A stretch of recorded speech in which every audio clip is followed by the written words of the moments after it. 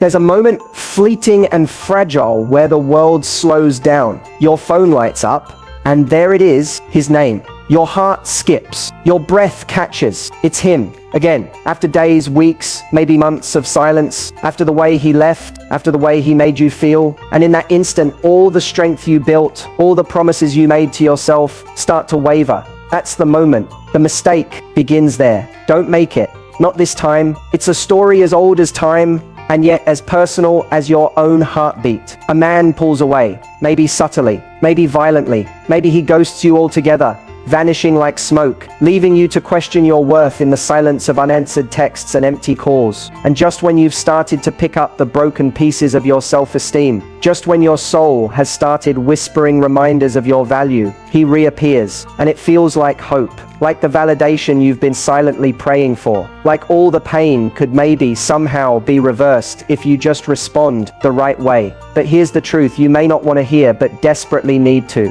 When a man contacts you after creating distance, especially without genuine remorse or accountability, your reaction isn't just a text, it's a declaration of your self-respect. This isn't just about love. This is about power, about your boundaries, about your soul's dignity. This is about rewiring what you believe you deserve. So let me take you deep into the patterns we normalize, the psychology we ignore, the wisdom we abandon when we confuse attention for affection, or messages for meaning. We're not just going to talk about what not to do. We're going to walk through the terrain of your heart together. So by the end of this journey, you don't just avoid the mistake, you rise from it. Let's rewind. Let me take you back to a moment in time that unfolded in history but echoes in modern hearts everywhere. In the year 1782, Abigail Adams received a letter from her husband, John Adams. He was away on political duty, as he often was, shaping the early structure of America while she remained behind to care for their family and their land. Now, what made Abigail remarkable, what made her letters the kind of words studied for generations, was not just the content, it was the tone. Abigail never begged for love. She never pleaded for attention. She demanded respect without ever raising her voice. She voiced loneliness without surrendering her self-worth. In one letter she wrote, "Do not put such unlimited power in the hands of the husbands. Remember, all men would be tyrants if they could." She was saying, don't come back and expect me to forget who I am. That was the 18th century. But that fire, that principle, that still applies today, more than ever. When a man reaches out to you after distancing himself, after ghosting, breadcrumbing, or emotionally withdrawing, what you're presented with is not an opportunity to prove your value to him. It is an invitation to reaffirm your value to yourself. Because here's what often happens. A woman will wait for that text. She'll scroll back through every message, every emoji, dissecting the timeline for clues. Did I say something wrong? Did I move too fast? Was I too much? Not enough? And then he contacts her, out of nowhere. Hey, that's it. That's the whole message. Just hey, no explanation, no apology, no emotional accountability, just a breadcrumb tossed your way to see if you'll still follow the trail. And often she does, not because she's weak, not because she's desperate, but because hope is a powerful drug. Because in that hey, she reads everything she wants to hear. I miss you. I see your worth now. I regret leaving. But those words aren't there. Let me repeat that. Those words aren't there. Because if a man truly regrets how he treated you, he won't come back with crumbs. He'll come back with clarity. And if he doesn't, then the only mistake worse than waiting for him is rewarding his disrespect with access to your heart. Let's talk psychology for a moment. There's a behavioral principle known as intermittent reinforcement. It's the same mechanism that makes slot machines addictive. You don't win every time, but just enough to keep trying. The randomness keeps you hooked. When a man gives you attention inconsistently, pushing and pulling, showing up and disappearing, he's not giving you love. He's programming your nervous system. You start chasing the hit of dopamine that comes with his return. You're not falling in love with him. You're becoming addicted to the high of being chosen again after being discarded. And the moment you respond, you reinforce the cycle. You're not just telling him he can disappear and come back. You're telling your own heart that you will always be available, even to your own detriment. But what if you didn't? What if when that hey arrived, you paused? Not with anger, not with revenge, but with reverence, for yourself. What if you asked, why now? Not out of desperation, but curiosity. What changed in him? Is he taking responsibility or just taking advantage of your patience? Is he coming back because he sees your worth, or because he knows you do? There's a story I want to tell you. A woman I once worked with, we'll call her Mia, was madly in love with a man named James. Their connection was electric, the kind that made her feel seen, heard, and completely alive, until it wasn't. One day he simply faded. No argument, no closure, just less frequent calls, cold replies, cancelled plans, and finally silence. Mia was heartbroken, but she didn't beg, she didn't chase. She wrote in her journal every night, fighting the urge to reach out, reminding herself, if he cared I wouldn't be confused. Months passed, she healed, slowly but surely, and then out of nowhere he texted, miss you. That's it.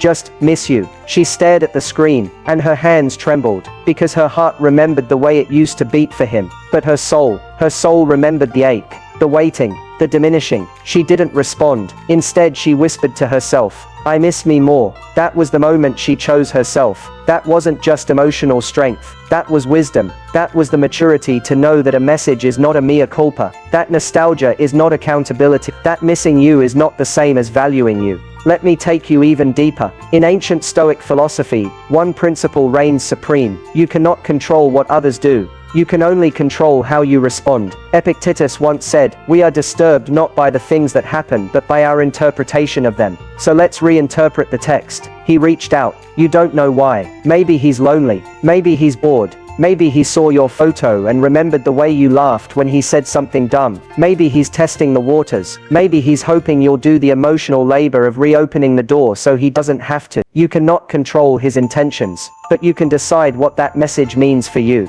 Does it mean he values you? Not unless he shows it. Does it mean he's changed? Not unless he proves it. Does it mean you're finally enough? No, sweetheart. You've always been enough. His recognition isn't your validation, it's just a mirror of his own convenience. Now I know what you're thinking. But what if he's genuine? What if this time it's real? And to that I say, let his actions make the case, not your hopes. You don't need to slam the door, but you do need to hold the lock. You can respond only if you want to, but not from a place of fear or loneliness, or the fantasy that this is your last chance at love. Respond if you must, from a place of power. Say, hey, good to hear from you. I'd need to understand what your intentions are before we continue this conversation. That's it. No games, just grace, with boundaries. If he vanishes again after that, then you just dodged the same bullet twice. If he gets defensive, then he was never coming back for you just for your compliance. But if he steps up, if he meets you in your clarity, then maybe, just maybe, there's a path forward. Not because he contacted you,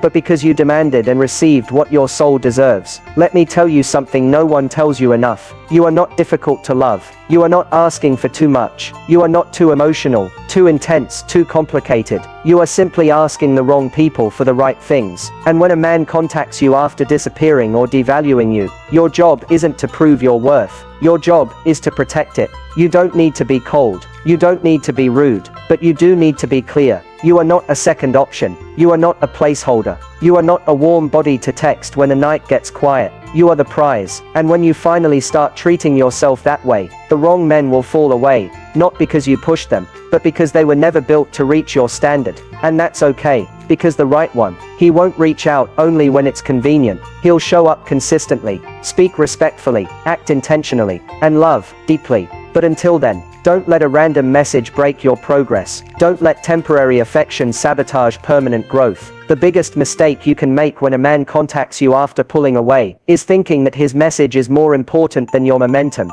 It's not. You're building something inside yourself that no man can give you, and no text can take away. So tonight, when your phone lights up, when your heart stirs, I want you to pause. I want you to close your eyes, and remember this voice, this message. I want you to hear your own heart whispering, I miss me more, and then choose yourself, every single time. You don't just lose yourself all at once. It's slow, subtle. It happens in fragments.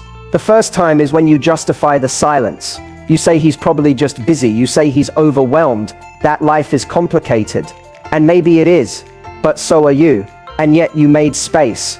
You made time. You showed up. And somehow you've convinced yourself that his absence doesn't mean anything, that it's just temporary, that it's not a reflection of you. The second time is when you start editing yourself.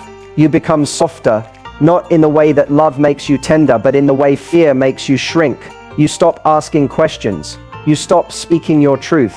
You don't want to be too much. You just want to keep him interested. So you dilute your fire to keep him warm. And then the third time, it's when he reaches out again, after days, after weeks, after giving you just enough to keep hoping, but never enough to feel safe. And you respond, because your heart wants to believe this time is different, because the pain of letting go feels worse than the uncertainty of holding on. But every time you accept less than you deserve, you're not just letting him back in, you're letting you disappear. I want to tell you about a woman named Delilah, not the one from ancient scripture, a real one. A woman who once sat across from me in tears, recounting the man she couldn't stop loving. He was magnetic, brilliant, charming, but also erratic, distant, inconsistent. He'd disappear for days, sometimes weeks, and every time he returned, he came with flowers, with charm, with all the words she'd been starving to hear, and she forgave him, every single time, until one day she caught herself staring into the mirror after he left again. Her eyes were bloodshot, her smile gone, her posture heavy. She whispered, "I don't even know who I am anymore." That's when she broke, not because of him, but because she finally realized she was betraying herself in the name of love. That's the real mistake. Not just replying to the text, but surrendering the version of yourself you spent months rebuilding just because a familiar voice called again. Here's something no one tells you. Men don't fall in love because of what you offer. They fall in love based on how they feel in your presence. But more importantly, they stay in love based on how you respect yourself. A man might be intrigued by your beauty. He might be drawn in by your kindness. He might even be momentarily captivated by your vulnerability. But if you teach him that he can walk away, disappear, and return without consequence, then you teach him not how to love you, but how to use you. And this isn't about punishment. It's about pattern recognition. Consistency is the foundation of trust. And if a man's presence is a guessing game, your peace will always be the cost of playing it. So let me ask you, what's the price of your peace? Is it a midnight "I miss you"? Is it a "Hey stranger" at 2 a.m.? Is it a memory of how things used to be, replayed like a love song on repeat? Because if your peace is always the price, then love will never be the reward. Let's go deeper. Let's talk about emotional availability. Emotional availability is not just about someone telling you their secrets or saying "I love you." It's about how consistently someone shows up emotionally, especially when things get uncomfortable. It's easy to contact someone when you're lonely. It's easy to reach out when you're horny, bored, or in between options. But what's hard, what's rare, is for someone to lean in when things get tough, to apologize without being prompted, to take responsibility without deflecting, to communicate intentions clearly and follow them with aligned action. So when he reaches out, ask yourself, is he reaching for me, or just reaching for relief? Because if his text is more about soothing his emptiness than cherishing your presence, you don't need that energy in your sacred space. Love is not a rescue mission. You are not an emotional rehab center for men who refuse to grow. You are not a shelter for men escaping their own consequences. You are not a lifeline for someone who only remembers your worth when he's drowning. You are a woman with value, with depth, with sacred energy. And when you allow a man to re-enter your life without accountability, without earned access, you are placing your worth on clearance. And baby, your soul is never on sale. Let's pause. Take a breath with me. Close your eyes for just a moment and imagine this. You wake up one morning and you don't check your phone for him. You don't wonder if he's thinking about you. You don't spiral into memories when a song plays or you pass by that familiar restaurant. You don't flinch when someone mentions his name, because you've finally reclaimed all the pieces of yourself that you gave away in hope. That feeling, that's freedom. That's the goal. Not revenge, not proving your worth, just peace. And that peace begins the moment you realize that the greatest form of self-respect is the courage to not answer when chaos comes calling. Remember Helen of Troy. History remembers her as the face that launched 1,000 ships. But there's a deeper story hidden beneath the legend. What most people forget is that Helen didn't choose the war. She was taken. And the men in her life, her husband, her lover, the soldiers, made decisions that shaped her destiny. She became a symbol, a prize, a cause. But you are not Helen. You are not a symbol for someone else's redemption. You are not a prize to be fought over only after being discarded. You are not someone's lesson or phase. You are the author of your own love story. And when a man contacts you, especially one who once treated your heart as optional, you are not required to respond just because he remembered your value in your absence. Let him remember, let him regret, but don't let him return unless he's earned it. Here's what real love sounds like. I messed up, and I know it. I see where I went wrong. I'm not asking for a second chance. I'm asking for the opportunity to show you, over time, that I've changed. And then, he proves it. With consistency, with communication, with accountability. But if all you get is hey, miss you, or what's up, that's not a love letter. That's an ego scratch. That's nostalgia without action. That's access without effort. That's noise. And you deserve music. I want you to write this down. If you didn't value me when you had me, you don't get easy access to me when you miss me. Say it again, out loud. Say it until your spirit believes it. Because this is not just about him. This is about the thousands of women who right now are waiting for a man to remember their worth. Women who are brilliant, radiant, soulful, and stuck. Stuck in a loop, stuck in a cycle, stuck in the hope that maybe, just maybe, this time he'll come back and make it right. But I want you to be the one who breaks that cycle, not with bitterness, with boundaries, with grace, with quiet strength, with the kind of self-love that doesn't need to be loud, because it's rooted in truth. I need you to know this. The fact that he came back does not prove your value. You are already valuable. The only question now is, will you betray yourself, or will you believe in yourself? Will you romanticize the past, or will you protect the future? Because the moment you respond without clarity, without standards, without intention, you tell him your heart is still for sale. But the moment you pause, the moment you breathe, the moment you say I'm not available for uncertainty anymore, that's the moment you take your power back. And that is a woman no man forgets. Music deepens, cinematic, ambient strings building with emotional resonance. So next time your phone lights up, next time a familiar name appears, next time your heart races and your mind floods with memories, don't rush, pause, ask yourself, what would the healed version of me do right now? Would she chase? Would she settle? Would she confuse contact for care? No, she would smile gently. She would whisper, I am not who you left behind. I've grown. And then, she would rise. The truth is, healing doesn't happen the moment you walk. It happens in all the moments you choose not to go. And those moments, they're hard. They're quiet. They don't come with applause. They come with silence, with nights where your hands ache to text him, with mornings when his absence screams louder than your willpower, with memories that show up uninvited like ghosts in your coffee steam, your shower thoughts, your pillow tears. But every time you resist that urge, every time you let the silence stretch without filling it with his chaos, you're healing, you're reteaching your nervous system what safety feels like, because he was not safety, he was adrenaline. And adrenaline can feel like love when all you've known is inconsistency. Let that sink in. Sometimes we confuse intensity for intimacy. We mistake the roller coaster for depth. But love isn't supposed to be an emotional theme park. It's supposed to be home. And home doesn't knock on your door only when it's cold outside. Home doesn't disappear when the lights go out. Home doesn't ask you to prove your worth just to be chosen. So when he reaches out, remember what you deserve, not just attention, but devotion. I once met a woman named Clara at a seminar in Lisbon. She was radiant, the kind of woman who made silence feel warm. But her story broke something open in me. She spent 3 years of her life in an on-again, off-again connection with a man who had a gift for returning at just the right moment. When she was lonely, when she was vulnerable, when she started to glow again. Every time she began to heal, he'd feel it. And like clockwork, he'd reappear, with poetry, with regret, with promises dressed in apologies. But nothing ever changed. The words were grand, the actions were crumbs, and she kept eating them, because crumbs from someone you once loved can still feel like a feast when you've been starving for connection. But one night, she told me, she was standing in front of her mirror again, something about mirrors always revealing the truth, and she saw the look in her own eyes, hollow, like a room emptied too many times by someone who never paid rent. That night, he texted. She didn't answer. The silence wasn't loud this time. It was sacred. She reclaimed herself not with a war cry, but with a whisper, I matter. And that was the first real love she'd experienced in years, her own. I want you to imagine this like a movie scene.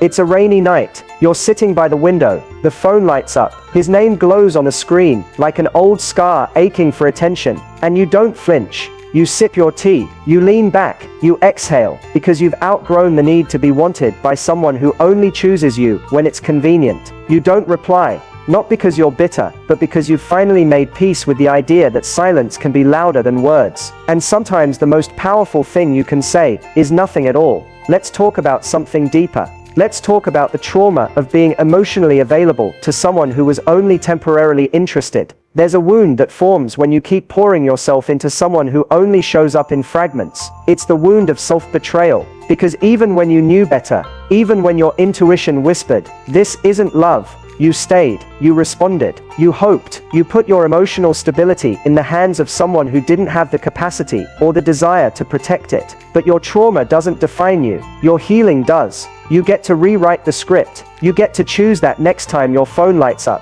You remember that not all attention is admiration. Not all contact is connection. Not all nostalgia deserves a response, especially when it comes from the same hands that let you fall. I know what you might be thinking. But what if he's changed? What if this time is different? That's the part of you still clinging to the potential. But love isn't a potential project. It's a present choice. Has he made amends? Has he demonstrated consistent growth over time? Has he taken ownership without making you his emotional proof? Or has he just realized what he lost and wants to feel wanted again? You have to be ruthless with this question. Is he coming back because he sees you, or because he feels empty? If it's the latter, he's not offering love, he's asking for a band-aid. And you're not a cure for someone else's loneliness. You are a whole, living, breathing soul, not a fix for someone who couldn't find the courage to choose you when it mattered. Let's go even deeper. Why do we respond? Why do we feel the pull? Because it's not just about him. It's about the version of you that still wants to be chosen. The part that still wonders if you were enough. The girl inside you who still aches for the fairy tale ending,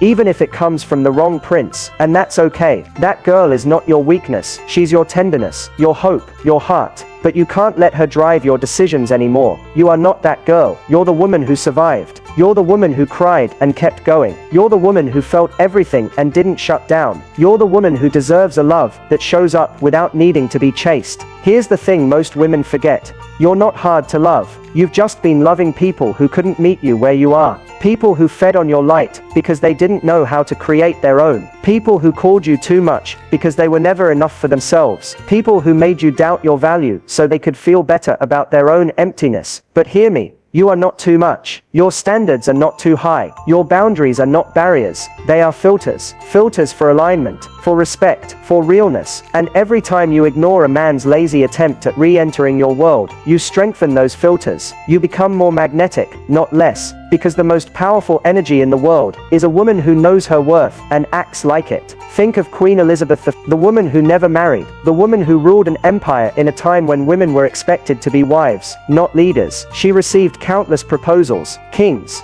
dukes, lords, every one of them wanting to align with her power, and she turned them down, not out of fear, but because she understood that her power didn't need validation through someone else's name. She once said, "I may have the body of a weak and feeble woman, but I have the heart and stomach of a king." That's you. You don't need to be claimed by a man who can't even claim himself. You don't need a title, a ring, or a message at midnight to know you're worthy. You are the empire. You are the crown. You are the legacy. And if someone wants access to you, they better come prepared to honor it. There's a moment in every woman's journey when she stops asking, "Why didn't he love me?" and starts asking, "Why did I forget to love myself?" That's the moment the healing begins. Not when he apologizes. Not when he finally sees your worth. Not when he tries to come back. The healing begins when you no longer need him to. When you realize the apology you were waiting for was your own. "I'm sorry I made you wait for crumbs. I'm sorry I silenced your voice. I'm sorry I treated your intuition like an inconvenience. I'm sorry I let my loneliness choose for me." Say it. Say it to your reflection, and then forgive her.